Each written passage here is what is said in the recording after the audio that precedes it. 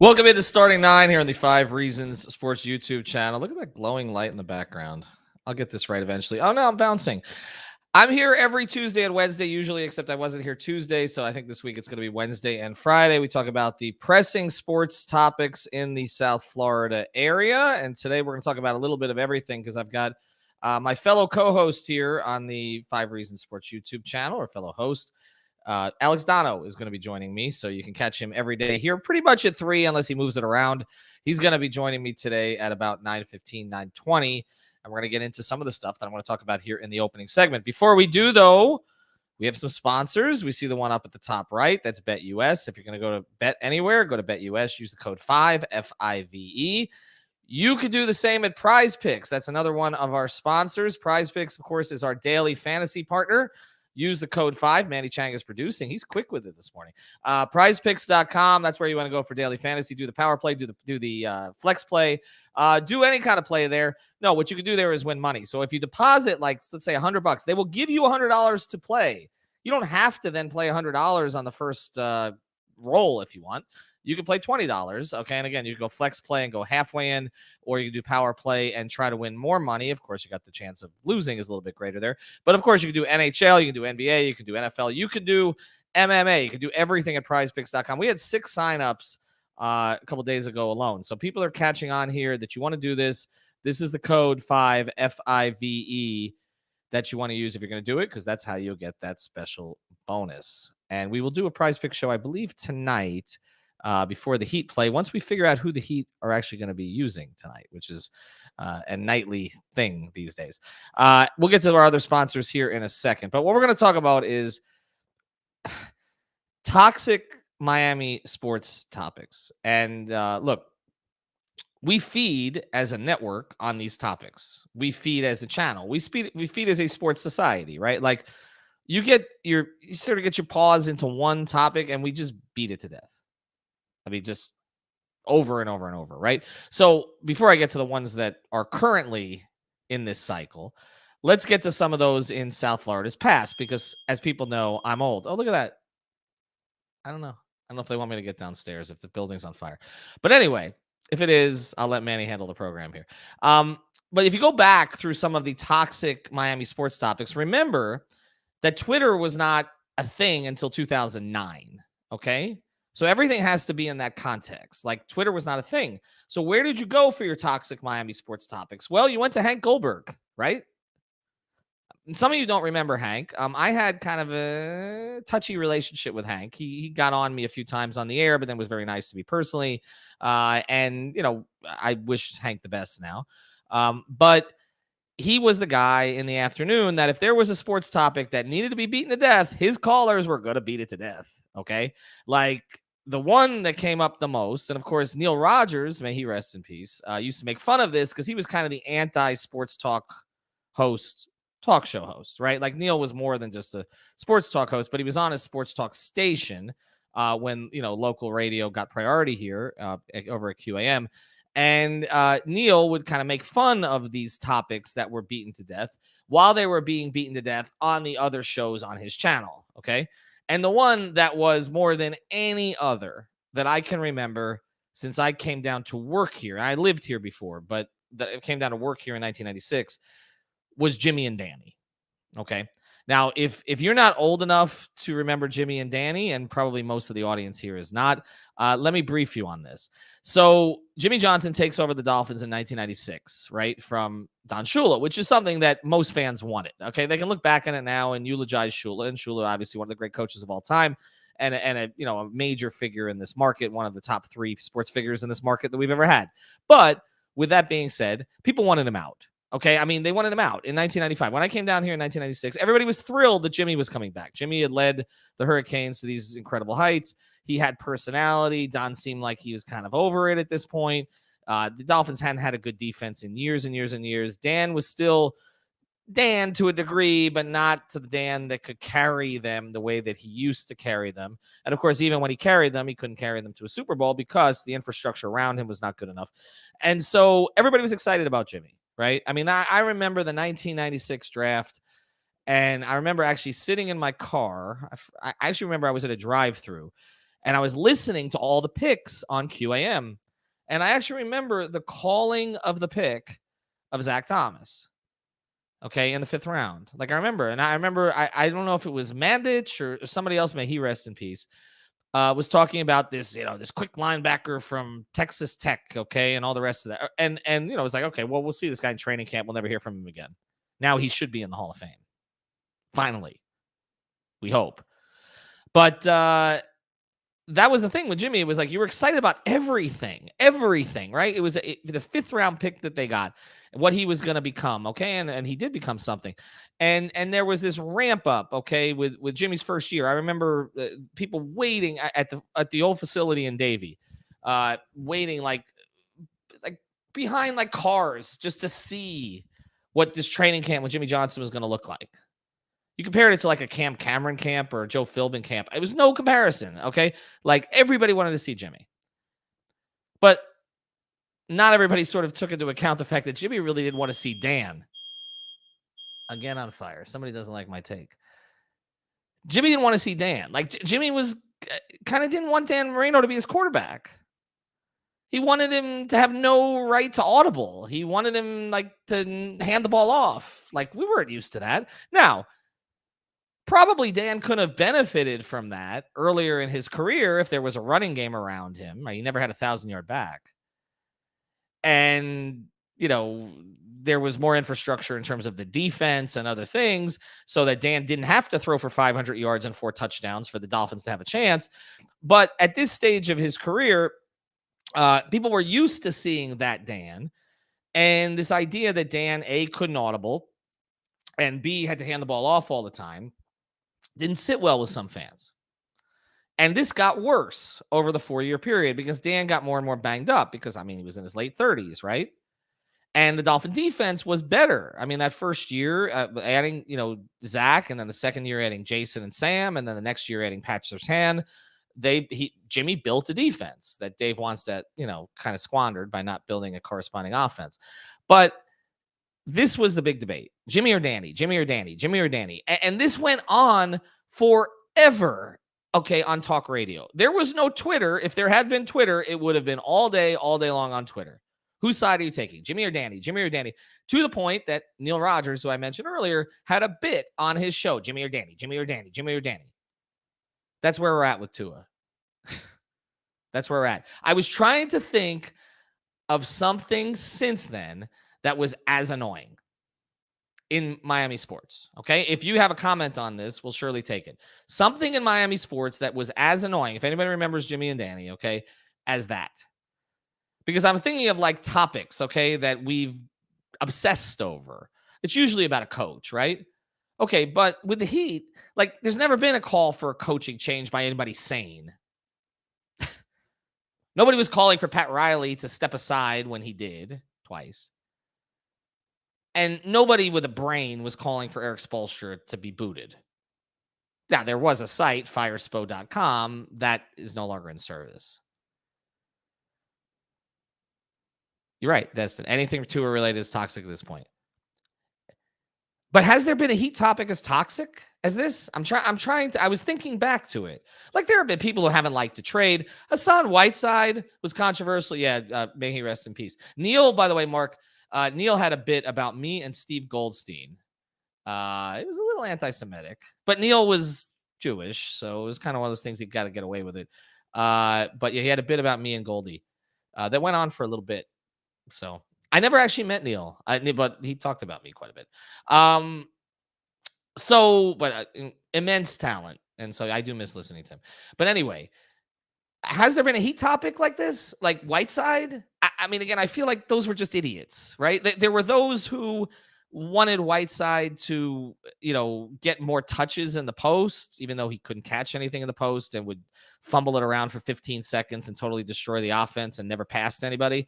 Like they felt like Spo was using Hassan wrong. Remember those clowns? They've all disappeared from Twitter, by the way. You can't find them. Right? The Hassan stans.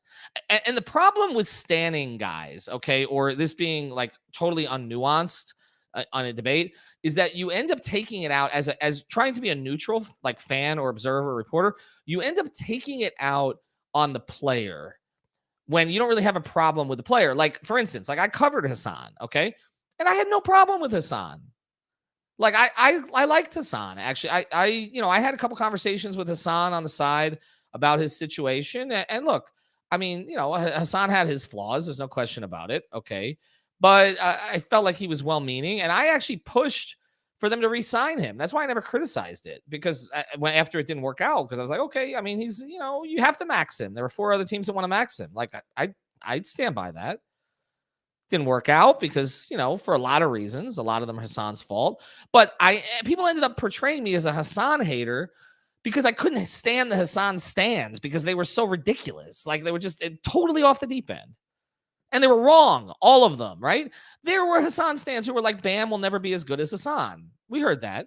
Okay, here's another debate. Okay, although I don't feel like this one was debate. This was more fun. The whole just is better thing. Like I don't feel like there were a contingent of Heat fans that were pushing for Booker, because they weren't.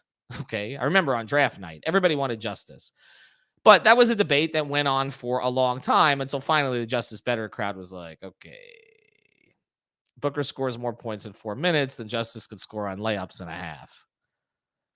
At a certain point, you just lose the debate, right? But has there been a Heat topic like that? I don't think so, right? Like the coaches, if somebody has one, throw them at me. The coaches, okay. I mean, again, only the idiots wanted Spo out. It wasn't a huge contingent. They were loud, but they weren't really out there. As far as trades that Pat's made, I mean, I don't think so. The signings of, guys that he shouldn't have signed to those long-term contracts, like Waiters and James Johnson and all, that Tyler Johnson, all that crew. There was not a big contingent of Heat fans at the time that was saying, Pat, you're an idiot. There really wasn't. That was all after the fact. Okay, now on the Dolphin side, it's always been about coaches. Always. Okay. It was about Wannstedt, right? I mean, it was quarterbacks too. I should say just about coaches. It was about Wannstedt. It was about Fiedler. That was that topic. Endless. Can you win or can you not win with Jay Fiedler? And Jay, again, coming in the shadow of Dan, never had a chance with this community. Never did. I'm a personal fan of Jay, so I'm biased, but he just never had a chance with this community. Adam Gase, I feel like, most people by the end kind of realized he was fraudulent. So I don't, we talked about it a lot, but I don't feel like we beat it to death like this Tua thing. Philbin, I think everybody knew was not qualified. Cam Cameron, same thing. I mean, the Dolphins, I think most fans of the Dolphins are typically aligned on things because they just see the idiocy of the organization for the past 20 years. The Panthers, I hate to say it, but not enough people care to make it a frontline topic. I mean, maybe now with the team building, we'll see. The Marlins, I think most people, I mean, we pretty much beat to death with the Marlins is them being cheap, right? Like that's the thing, whoever is running them, that they don't spend any money. Like that's, and obviously the purge after 97 and kind of the 2 years later purge after the 2003 championship. But like, again, everybody just kind of goes back to their corners, and there's 6 Marlins fans who talk about it, and that's it. And the Canes, I feel like it's on campus stadium at times. But it's mostly coach related, right? So again, going back here, and we're going to bring Dono on fairly shortly. Going back here, this Tua thing, it has a chance to be the most toxic Miami sports topic since Jimmy and Danny, Danny and Jimmy, Jimmy and Danny, Danny and Jimmy. Fire Spo was dumb, Royal. I think it was some of your folks on Facebook that might have actually started that. Check into that. That's true. By the way, Royal is coming back here at some point to the Post Up 5R show, we believe. So I know some of you have been upset about his absence, although I think Jonathan's done an excellent job. I have not. But Royal is going to be back here. This is the only reason why I actually allow Manny to post Royal's comments here, because sometimes, like in the midst of all the garbage, there's a gem. He's correct about that. The Tyler Hero thing is one of the annoying sports topics right now down here in a bunch of different ways. And this is actually, Royals hit on something, because what I was talking about earlier, okay, about the idea of it gets taken as you being against a player if you are annoyed by the player's stands. Hero is a great example of that. Okay. because with Tyler Hero, there doesn't seem to be, just like Hassan Whiteside, there doesn't seem to be an in between here. There is, or at least on Twitter. Okay, you either love him to death, you think he's the greatest thing ever, or you think he's overrated and all the rest. Now, I think most of the latter comes from outside of South Florida, to be honest. I mean, or outside of Heat fans. I think that is a Hero. I think there's some jealousy of him and all the rest of this stuff. But I think those who are critical of Tyler for certain things like turnovers or I mean, I don't, for instance, like the last 4 games are a good example. I saw a tweet out there, and maybe Roy was the one who responded to it, but I saw a tweet about Tyler in which, it was pumped up his last 4 games, right? That he's like 22, 4-4 over the last 4 games or something. But if you actually watch the games, Tyler is not playing as well of late. Okay, he's had moments, but I mean, he's been a little turnover prone. He hasn't taken over when they've needed him to with other guys out. Like, this has not been his best work. I think he's better coming off the bench. I have come to that conclusion right now. I think he's elite as a 6 man. As a starter, he's still feeling his way. That's where I am with him. But you're not allowed to have that nuance, right? The Duncan Robinson thing is another example. There is no nuance allowed. Our buddy Sean Rochester has taken the opposite of the heel side here on this and gone complete Duncan stan. And I think in part because Sean's a smart guy, he's trying to point out the fallacy of what goes on the other side, which is just completely ridiculous anti-Duncan takes. You're not allowed to say, right, that Duncan Robinson serves a valuable role for this team and would be worthy of his contract if he's making shots consistently based on what the modern NBA requires and what you need around Bam and Jimmy. But to also say at the same time, he really hasn't been that good this year. Like, you're not allowed to have it as both. So that has become a toxic topic. And I think that is the consistent thing here as far as toxic topics, is that toxic topics don't allow for nuance. You have to be on one side or the other. Circling back now, as we're going to bring Dono on. Circling back, Jimmy and Danny. There was no nuance on that. You were either on Jimmy's side or you were on Danny's side. You couldn't say, okay, and Alex, you can jump in here. Manny, you can throw Alex in. You were not allowed to say back then, okay, well, Jimmy Johnson has a point. Dan is getting older, okay, and so maybe we should hand the ball off more to protect him, okay? And maybe we should try to build the defense more and take the burden off of Dan Marino's shoulders to have a better chance to win. But at the same time, maybe Jimmy shouldn't have taken away what made Dan great, which is his ability to see at the line and make a decision and tell guys, just go fucking deep. Okay. Right? Against Indianapolis. Okay. You know that story, by the way? I think I've heard it before, long time ago. So I'm now being reminded of that. Okay. So Jimmy sends in a series. Well, I don't know who his offensive coordinator. He had a bunch of bleepy offensive coordinators, like Kippy Brown and a whole bunch of guys who never should have been there and never really worked again. But it was almost like he was sabotaging Dan with his offensive coordinators. But Jimmy, they sent in a series of plays against Indianapolis. And Danny comes in the huddle and he goes, "The fuck is this?" And then he looks at, and then he goes to Arande, the slowest guy on the team, who I love to death, by the way. He goes to Arande, he goes, "Just run fucking deep," and that's, and hits him in stride. I think it was 29-28. But see, Jimmy didn't want Danny doing that stuff anymore. And so how old were you in, you're a little younger than me. How old were you in 1998, 99? Because that was the peak of this. Yeah, it was 14, 15. Okay. I mean, I wasn't in the business, but I was just a fan. I watched all the games. Okay. Were you a talk radio listener, particularly to the channel that you've worked for at times? When I started really getting into talk radio was actually probably terrible timing on my part. It was like the first year of Wanstead is when I started. Like I watched before that, God. I watched ESPN, so I got the national perspective, but it was like, I think it coincided with when I was old enough to drive myself around. So then I could actually pick the radio station. I wasn't being driven around. So when I was 16 is when I discovered WQAM and I became a junkie. I would listen to Hank, yammer for 3 hours. And I was a huge fan of the Mad Dog. That was always my guy, the first team and all that. So no, I started, when I started listening to sports radio religiously, it was like right after the Jimmy and Danny stuff. But as a Neil Rogers listener from that time, he kept playing that clip like 10, 15 years later, Jimmy and Danny and Jimmy. Yeah, I mean that was the thing about that channel at that time was you had a bunch of guys doing stuff that annoyed the F out of Neil. And so Neil would basically make fun of everybody else on the station. It's funny, we actually have now two of the three members of the first team have worked for 5 reasons That's a now. great Actually, point. I mean, Defoe's stuff appears here, and Goldie had the podcast initially here, the Panthers podcast.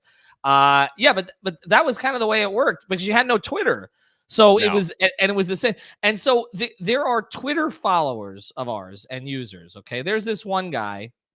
Oh, here we go. See, this is another of these topics. We're gonna get to this. Uh, there are Twitter followers, okay, who remind me of the Chronics from that sports radio era. Because before Dan Le Batard changed sports radio in this market, maybe nationally forever, by basically saying, I don't want any callers, okay, because you're stupid. I mean, that was essentially what Dan was saying, right? Like, okay. Like and mocking them and all the rest of this stuff and doing his own thing. Before that, it was totally caller driven. Like all the shows down here were completely caller driven, and it was the same 6 callers over and over and over. Jimmy and Danny, Danny and Jimmy, Jimmy and Danny, Danny and Jimmy. Pat Riley's never going to win anything in Miami. He was a product of Magic Johnson. Okay, it was the same callers all the time. Okay, well, we have that on Twitter now. There's this one guy who uses all exclamation points. I think his name is Alex. I interact with him for times. And it's just like you cannot criticize Tua. You cannot. You can't. My God. Nothing. One of those. He walks on water, but he also has a very anti-heat take that he goes with that is complete opposite in nuance the other direction. I think it's Duncan. Oh, it's Duncan. It's Duncan. They can win by 25. The $90 million man! Exclamation point. He must watch my show because I think I stoked the fire a little bit for those people. No, this is why I brought you on for this topic because you did this yesterday. Oh, I do a lot of this with the Tua thing. You know how to play these people. The $90 million man just screaming at him, right? Okay, and all the time he calls him Jimmy Neutron. That's his thing. So I've never responded to the that Jimmy might be Neutron. my burner account. It might be. You've seen this guy. You have to. I have. Okay. Yeah, he's a loyal five reasons follower, but he would have been a chronic on the radio during the day. Hey, okay, we go out to Alex in Loxahatchee. Alex, what you got? Jimmy Neutron stealing $90 million. Right? Yeah. Like that's what that's after every game. They can win by 20. Duncan can be a total not bad. He could go 2 for 6 and be fine. Okay. Doesn't matter. That's what you're going to get. So we've had these sports topics, and I just feel like this is where the Tua thing is now. Like I can't remember. Can you remember a topic that was this polarizing without nuance since maybe, again, Jimmy and Danny? I mean, because I mentioned Whiteside, but I feel like that was just 6 idiots. Like that were saying that Spo didn't know how to use Hassan. You know, I mean, I mean, the whole right after LeBron left, team petty versus non-team petty, but I don't think it never consumed because he was gone, so it never consumed people as much because like 2 is here where the team petty, non-team petty thing emerged after LeBron was gone, so it can never become as toxic. But it's like, Ethan, honestly, the people who are on the far side of each area of the Tua debate, I find both on the far side, I find both sides to be disgusting. Like absolutely gross because it's like the Tua stands, they sleep in Tua bed sheets and they spent hundreds of dollars on Tua jerseys the night that he was drafted and they wanted Tua for over a year. Hey, we sold a lot of t-shirts. Okay? No, and it's fine, but it's one thing, but it's like also it's not the people who profited from it. I have no problem with that, but it's the people who spent like hundreds of bucks on Tua merch. They don't want their merch to be worthless. It's like, oh, I invested all this emotional energy. And because, Dolphin fans wanted this guy for like 15 months before he actually got here, like his entire final season at Alabama, tank for Tua.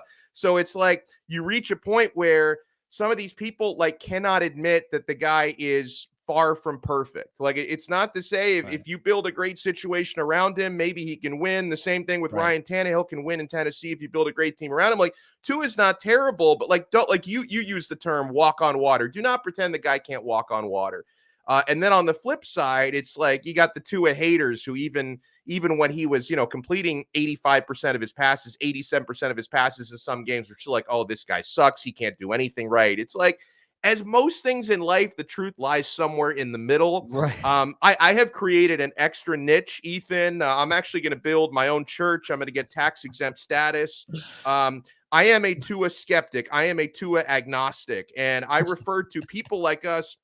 We've taken the red pill. Like, we have freed our minds to the fact that it doesn't have to be one extreme or the other. And you know what? Tua is not perfect. And if the Dolphins find the right upgrade, maybe you should move on, but it's got to be the right upgrade. I'm not just going to throw this guy in the trash bin for anything. You've got to make sure, I have a lot of reservations about Deshaun Watson because of his, legal status, as you know. If by some miracle you could get Aaron Rodgers for a couple of years, okay, do it. Russell Wilson, some miracle, okay, do it. I'm not just throwing him in the wastebasket for anybody, though. Let me know about that tax exempt status, because I'd like to get it for 5 reasons. Wouldn't that be nice? It seems to be working out well for the churches. I mean, they're just hiding money in the walls. So, I mean, we don't have an office, and I hardly got any walls, but I'll certainly take the tax exempt fake status that they all have. Anyway, we're going to get back to Alex here in a second, but I got to do this ad because I realized if my daughter ever sees this, and by the way, she's a bigger star than me now. She has more views on some YouTube short than I have on any of these starting 9 episodes. Yeah, awesome. I'm not really feeling good about that going public. But I realized I was drinking this, and she's going to be very upset at me. So I've got to counterbalance that out. So you got to go to Intense Nutrition, okay? You got to visit our friends over at Intense Nutrition in Coral Springs. They will purge you of the Pepsi, okay? That's what they're going to do. What they're going to do is give you great products. And if you go to Intense Nutrition, it's in Coral Springs. If you're tired of the 3-letter chains, they're just trying to sell you whatever corporate wants to give you. If you go to Intense Nutrition, they will work with you on a specific program where you're trying to lose weight, or you're trying to build muscle, pre-workout, post-workout. And if you mention 5 Reasons at the store over in Coral Springs, again, it's on University Drive, you will get 20% off everything but the proteins. So 20% off by mentioning 5 Reasons at Intense Nutrition. They do not serve carbonated, calorie-filled, sweet sugar beverages, basically. So you're in luck there. All right, well, Donald, let's get back to this, because again, you stoked the fire on this. The other one that I feel like you're not agnostic on. You are not a Duncan agnostic. In fact, you are the guy. You are the burner account. You are the Jimmy Neutron burner account. So let me ask you that: is some nuance required on that one? Yeah. The bottom line for me, I consider my Duncan anger. I would like to think I'm very emotional about Duncan. I'd like to think it comes from a place of love. Okay. I need your, How could you not love that face? He reminds me of Elroy Jetson. Jimmy Neutron, I think, can also work in that conversation. Once you put pen to paper while wearing a ski mask on a $90 million contract, I expect a certain standard of consistency comes with that. But Ethan, it's like, I want people to understand, because there could be people who watch your show and they don't watch my show in the afton. So, that's not the kid. No, I see the numbers. They watch yours, but not mine. But that's okay. Continue. I don't know about that, because but the thing is, like, I use my powers of Tua Tagovailoa controversy to juice the numbers a little bit. No, but honestly, it's like with Duncan, I am rooting for Duncan Robinson. Like, I want him to succeed, and he confused me a lot last year. Like, he confounded me, because like the first half of last season, I didn't like the guy, and then like the trade deadline was approaching, and all of a sudden, or he struggled before. It was right after the trade deadline, when he didn't get moved, is when everything started to go in. I'm like, oh yes, we dodged a bullet by not trading this guy, and now you've got it. And I still agree, they had to give him the extension. I think it was the right piece of business there. I just expect once you get it, you have to live up to a certain standard, and we've seen it on a handful of nights where Duncan will step up and play big. I don't know if he needs a sports psychologist or what. I just want to see it consistently. I know I've been told, hey, he's adding other elements to his game, which is great, but they didn't pay him $90 million to improve his ball handling and his defense. They paid him $90 million to continue hitting 3 points at a very high, consistent clip. So I just want to see him get to that. Has the Duncan rhetoric gotten kind of toxic? I guess. I guess it's gotten a little bit toxic. But listen, the bottom line with all of this is, doesn't matter what I think. Probably doesn't matter what you think, even though you probably have more ears in the Heat organization than I do. Ethan, I think, might actually be able to influence some trades. I probably can't. It doesn't. I'm going to get to something in a second that's going to counter that, but go ahead. It doesn't matter what anybody on the chat board thinks. It's like, obviously. Wait, let me check if Pat's asked me for my advice this morning. That would be so fun if he did. Actually, I got my last text from Pat in 2015. So there you go. So he was probably asking. Oh, he has the number. He has the number. He just doesn't use it directly. He uses conduits. I got you. No, he does. He does. There are others in the front office who contact me, and I know. And then I'll hear Pat say the same thing at a press conference, and I'll be like, "Wait a second, hold on." I said, "Pat used you to get to me." That's how this works. Anyway, but that is all right. I'm gonna let you finish the talk because I have one more thing for you here, and I'm gonna let you think about it. Okay, actually, I'm gonna let you think about it while I talk about everything trade shows. Okay, because I'm gonna give you the opportunity to trade a take that you've had before. What was the take that you were most wrong about? Oh my God. What was because I have mine. I think some people know mine because George Sedano has literally on the anniversary of it has sent me a text for the last 16 years. But I'm gonna 16 years. But I'm gonna let you think of it for a second. Before we do, though, we're telling you about everythingtradeshows.com. They're based right here in Fort Lauderdale. This is where you want to go if your company is going back to trade shows. We know many of them are. Yes, there's another COVID strain. Hopefully that passes at some stage. But anyway, people are still going, okay? They're going here at the convention center in Broward. They're going at the convention center in Miami on South Beach. If you're going to trade shows, this is the company that you need to check out because they do these awesome booths, and they'll do the free booth rendering for you, show you exactly how it's going to look if you mention 5 reasons. So these are some of the companies that they've worked with. You can see, there's that big one, Microsoft, the second biggest company in the entire world. Well, they've worked with them, okay? So they could probably work with yours. Everythingtradeshows.com. Everythingtradeshows.com is where you want to go. If you want to get your booth rendered, have them show it to you. Reach out to our buddy Chris. You can reach out to him at 954-791-8882. That's 954-791-8882. That's Chris Chase at everythingtradeshows.com. All right, I'll give you mine, and then I'll give you yours. The take that I was loudest wrong about, because it was in a screaming headline on the top of the Sun Sentinel, was Pat Riley will learn to regret these trades. They were the trades that he made in the 2005 offseason for Jason Williams, Antoine Walker, James Posey, and Gary Payton, I think, was a free agent addition. It was the 5-for-5 biggest trade in NBA history that Andy Ellisberg orchestrated. And I hated those trades. I think because sometimes I had a habit as a reporter of getting too attached to particular players, and I had a relationship with Eddie Jones, and Eddie was one of those that was polarizing at the time. If there'd been Twitter, because Eddie was making a lot of money, a lot more than Duncan Robinson, by the way. Well, more years anyway. So actually it was the same money. He was making like 86 to $90 million. But Eddie was really good as like a number 2 or 3 guy that you didn't have to count on. But when you put him into the lead role, particularly in the playoffs, it didn't work. And, of course, he fell apart in the Eastern Conference Finals when Dwayne got hurt in Game 5 in Detroit. They had to play without Dwayne in Game 6. They got absolutely wrecked, okay? And that's why Stan then went to, like, Dwayne 22 times in the fourth quarter in Game 7 against Detroit instead of feeding Shaq. And that's why Shaq called him a master of panic and was cursing him out to me at the Delano Hotel while he was speaking Italian to Italian models doing a photo shoot during that offseason. It's a hell of a sentence, right? But shit that comes back to me. But that was basically so I hated the trades. I hated them.